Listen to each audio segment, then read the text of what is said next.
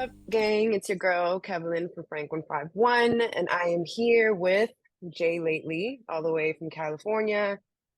So how are you today? I'm doing good, doing good. How about yourself? I'm doing good, doing good. So go ahead and just tell us about you.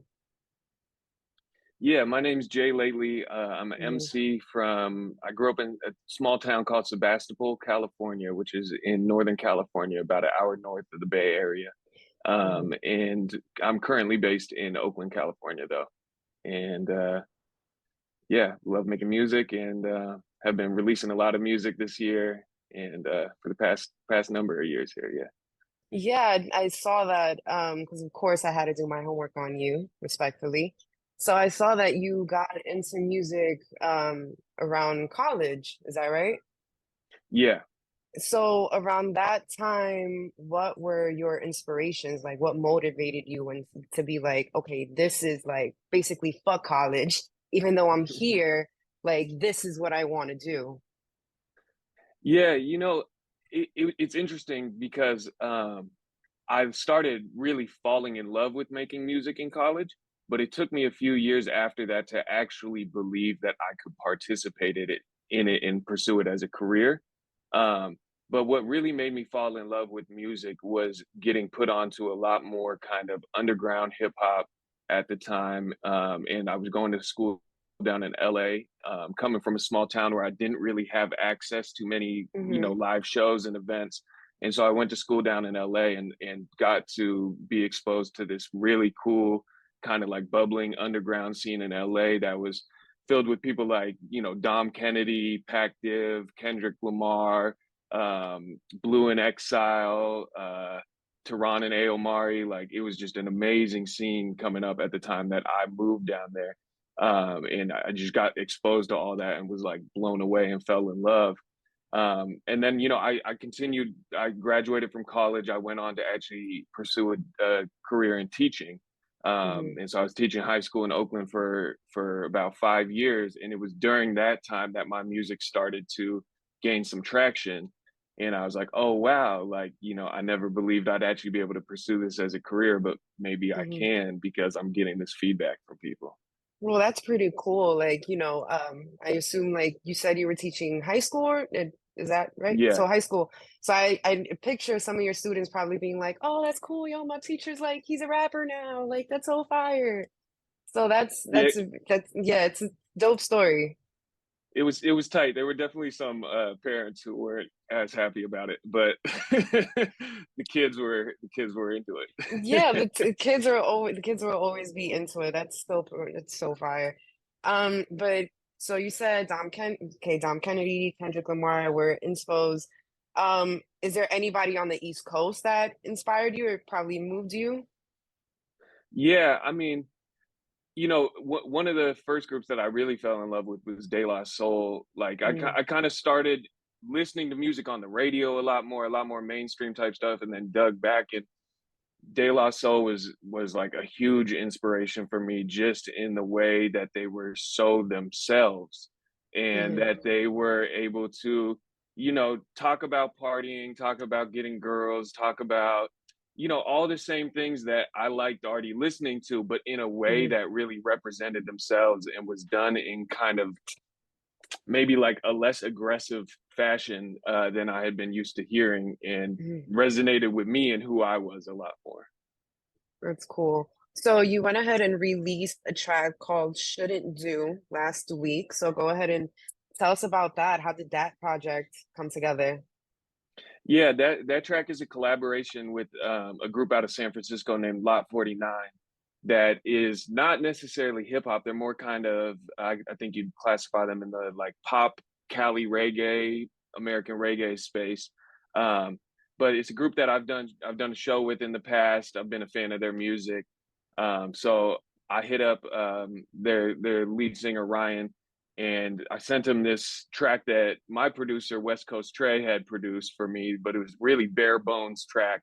And I sent it to him, and I was like, "Yo, I think we should do something over this. Like, can you guys start adding some stuff to it?"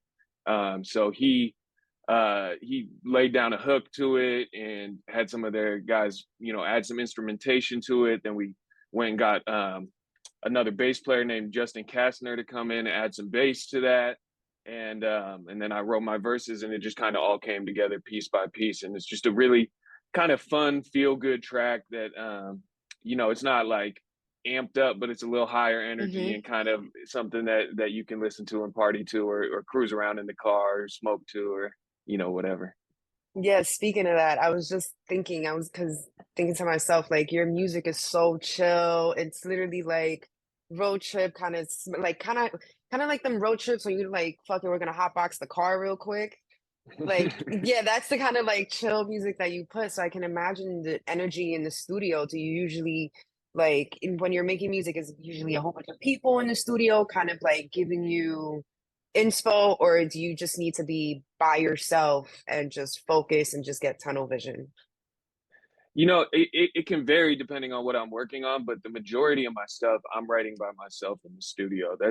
That's always been one of the things that I loved about making music, is it's something that I could do by myself. Like, I'm a little bit Hmm. of an introvert. I love being able to be creative and feel productive and involved in something without having to necessarily be interacting with hella other people at the same time. Hmm. And that's one of the things that made me fall in love with making music, is that I could spend 3 hours alone on a Friday night and have the time of my life. And so, yeah, that's kind of how most of my music is made, although a lot of times it ends up, in collaborative environments or whatever too. Yeah. So, speaking of collaborations, now that AI seems to be in every fucking pocket, and even designers, you can now design AI, you can write proposals, like literally legal style documents through AI.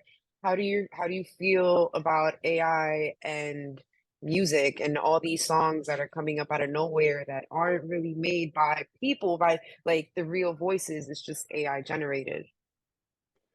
You know, I don't I don't really see it as, I think a lot of people are kind of seeing it as a threat to like what's Hmm. currently going on or something like that. And I don't see it as that so much because, in my experience, it's my connection that I have with my fans that is what really matters. It's Hmm. that personal connection. It's them who knowing who I am, me engaging with them being able to feel who I truly am through my music. And I think that's Hmm. something that the AI can't really replicate. I think, for some of this, just kind of like basic commercial level, meant to satisfy all people and be played everywhere type of music, yeah, it can be imitated very easily. I could imitate a lot of those songs if I wanted to go out and make a song that sounded like so and so or so and so or so and so. But I think there's something about music that's so personal that I don't think you can just take that away. Now, I'm sure it's going to be, the AI stuff we'll find it coming into production a lot more. We'll find it coming in, finding its way in. But I think there's a personal aspect of music that's what draws us to it. It's such a human thing that I don't think you can just replace that with a computer. Yeah. So, I went ahead and I did some digging, of course, and me and you were around the same age range, and you've been releasing music since 2012, correct? Right. Yeah. So since 2012. So now, do you feel the pressure nowadays to kind of keep up with the TikTok crowd? Yeah, I think definitely. I think I feel the pressure to keep up with everything that's going on right now. Um, but it doesn't always necessarily feel like pressure too. I think we're blessed to have these tools at Hmm. our disposal. I feel more in control of my career now than I ever have before. And I feel like I have more access to my fans, or people that would potentially be my fans, than I ever did before. Whereas when I started making music, it was so much more about having these connections with the right gatekeepers and getting the right cosign and the person that would post your music here, post your music there. Hmm. Whereas nowadays, I have so much ability to create this content that can, be exposed to either my fans or potential fans. So, I see it as a gift and a curse, kind of like anything that, as these technologies evolve and whatnot. But I try to not look at it as pressure and look at it Hmm. instead as access. That's cool. That's a great POV. So because you have this direct, your music can go streamlined direct to your listeners and your audience. Do you feel like nowadays it's even worth it to kind of be signed because you have all the control? You get to engage directly. You kind of don't need the middleman nowadays, not necessarily probably for big moves, but do you think it's even worth going after the big labels now as an artist? I think it all depends on what I think it can be worth it if you know what you're trying to get from them. Hmm. And in my opinion, that is money, and that is someone to walk you through a door. And certain doors you can open yourself if you generate enough buzz, just on your own through social media or through streaming platforms or whatever. But there's other doors, that it is very helpful to still have someone walk you through who has that connection, and introduce you to the person that you need to be introduced to. So I think it's all just weighing it out of, what can this label provide me? And in my mind, for me, what I would only, I'm very much an independent minded person myself, and intend to stay independent.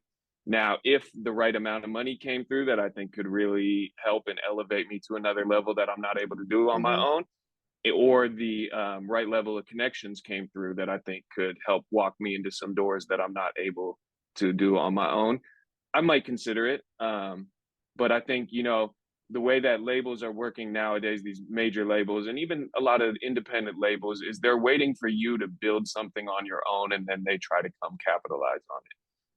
And what I think is that if you've been able to build so much on your own already, you can probably continue to build it and take it from there. Yeah, at that point, it's kind of like if you built the castle, they came, don't really need your help, but it's beneficial, but I don't really need you. Kind of like that same energy. So, do you have any like future dream collab that you just like you're manifesting? Yeah, one that is like kind of in my near future that I would really like to do is Devin Mm-hmm. the Dude. I would love Mm. to do a song with Devin the Dude. He's always been someone that, kind of in the same way as De La Soul, like I really resonated with his perspective on life, and he's able to talk about a lot of the same things that other people are able to talk about, but in a way that's so personal to himself, and that I resonate with a lot. Like, he's always been one of my heroes. So yeah, definitely him. I think that's the first one that comes to mind. Okay, and then you mentioned earlier that you have a lot of music dropping out this year. How many can we get like a plan, like a new album, new single? How many new singles this year? How many albums? What can your fans expect and future potential fans expect? For sure, yeah. I'm planning on dropping a single every single month this year, and we might continue that for who knows how many years to come. But I dropped a full length album last year called Breakfast, and since that's came out, I've just been dropping singles since December, and I'm just having a lot of fun doing it that way. I think it allows me to shine the light on every single song a lot more, as opposed to Mm, when I put out an album. Right now, the songs I release as singles have that opportunity to spread to new fans, whereas those songs that are just like the album cuts are only really received by my current fans. And so I'm finding that, to be able to give each single its own chance to shine has been really cool. And it's drawing in people from all different, areas and groups, depending on which song it is that I'm releasing. So that's my plan for the rest of the year, is to keep dropping singles every single month. And then we'll see after that. got it. So you did say that you work independently, so I have to ask your cover arts because I noticed that there's I think it's like two or three of them, and they're probably singles because I know the beans and rice one uh is kind of like collage style. So is that you that's designing that, or is that like your team? because it That's seems like it's a collage era coming in. It's a nice, it's super, it's nice. It's very Cali. It's giving like vintage 90s, 80s Cali. So it's dope. So I was like, if you're independent and you have this vision, this is great. Because I mean that like your car, you know where you're driving it, so to speak. right. Right. Yeah. I think it's an interesting thing. So I don't physically design any of those covers. I have an artist that I work with closely. His name is from Roner Park. And he does the actual designing of my covers, but it's me coming up with the vision a lot of the time and then working collaboratively with him to bring that vision to life. And I think Hmm. that's one thing that's important to remember about being independent doesn't mean doing it alone. It Hmm. means being the leader of your team and putting together a team of individuals that can Hmm. help support you, and you have to be the captain of that team as opposed, or even the coach of that team, as opposed to just sitting back and getting to be the star player. And so, I have a lot of people that I work with who support me. I have producers that I work with. I have graphic designers. I have videographers. But it's, me putting up the money for them and me coordinating with them and me coming up with the vision and setting up the meetings and Hmm. following through the whole process.